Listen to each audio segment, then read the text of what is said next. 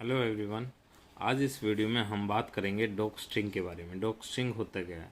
देखो, जब भी बात करते हैं हम कमेंट्स के बारे में, तो कमेंट्स हमारे दो टाइप के होते हैं, एक सिंगल लाइन कमेंट और एक मल्टी लाइन कमेंट।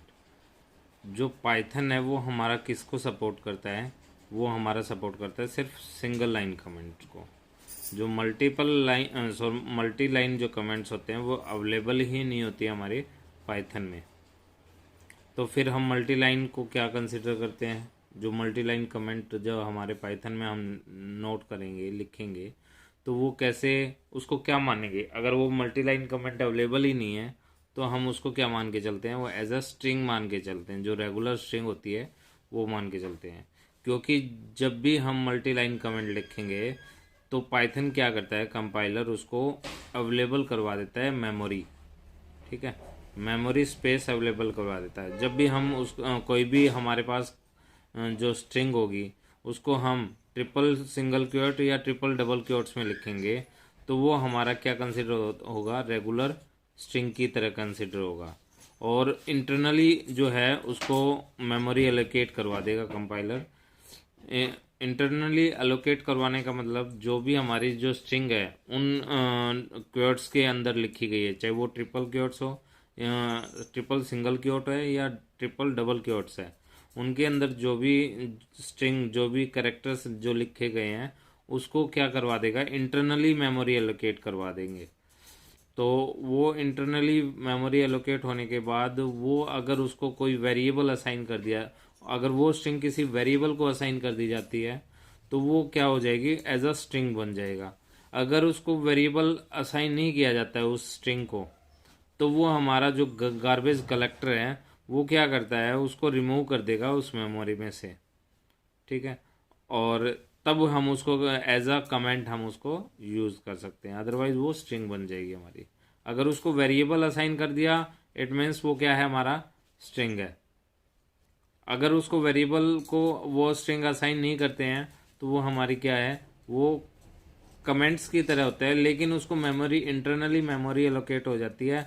और जब वो मेमोरी गार्बेज कलेक्टर चेकआउट करता है, अगर उसको वेरिएबल मिला हुआ है, वेरिएबल को वो वैल्यू मिली हुई है, वो स्ट्रिंग जो हमने पास की है वो मिली हुई है, तो वो उसको एज अ स्ट्रिंग कंसिडर करेगा।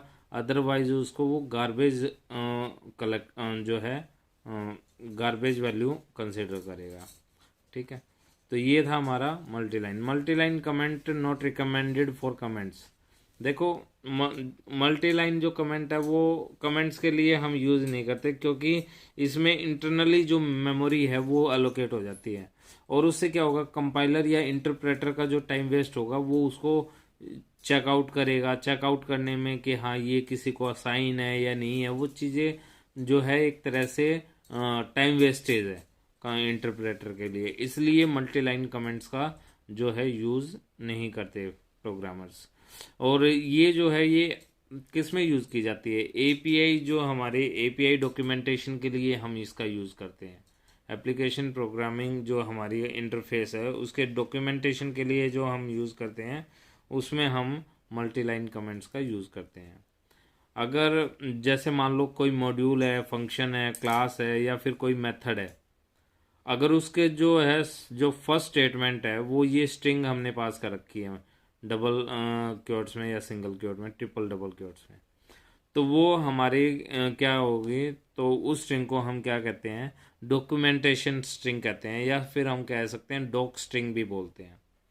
ठीक है, तो ये हम डॉक स्ट्रिंग की तरह काम करता है। हमारे जो भी फंक्शन या जो हमारे मॉड्यूल या क्लास में हम जो फर्स्ट स्टेटमेंट अगर एज अ स्ट्रिंग पास करते हैं क्योट्स में, तो वो हमारे क्या डॉक्यूमेंटेशन स्ट्रिंग होती है।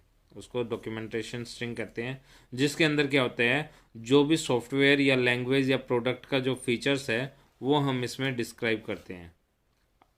वो हम इसमें क्या करते हैं? डिस्क्राइब करते हैं। और डिस्क्रिप्शन जो है वो या तो हम टेक्स्ट फाइल में उसका या एचटीएमएल फाइल में अलग से भी डिस्क्रिप्शन दे सकते हैं। तो इस तरह से ये हमारे क्या है, जो एंड यूज़र होगा उसको समझने में हेल्प करती हैं ये फाइलें। ये जो हम डॉक स्ट्रिंग जो हम यूज़ करते हैं अपने प्रोग्राम्स में, तो वो किसको, एंड यूज़र को समझने के लिए हेल्पफुल होती हैं। उससे हमें पता चल जाता है, अगर फॉर एग्जांपल आप कोई भी सॉफ्टवेयर डाउनलोड करते हैं तो उसमें क्या होते हैं, हमारी कुछ टेक्स्ट फाइल होती हैं या HTML फाइल होती हैं जिसमें उस सॉफ्टवेयर के बारे में इंफॉर्मेशन होती है। तो वो जो इंफॉर्मेशन होती है वो उसी को हम क्या बोलते हैं, डॉक स्ट्रिंग, डॉक्यूमेंटेशन स्ट्रिंग। वो उसके बारे में, उस सॉफ्टवेयर के बारे में डिस्क्रिप्शन बताते हैं कि ये इस सॉफ्टवेयर का ये काम है, ये वर्किंग है, ऐसे करेंगे ऐसे, वो सब उसमें डिटेल में दिया होता है।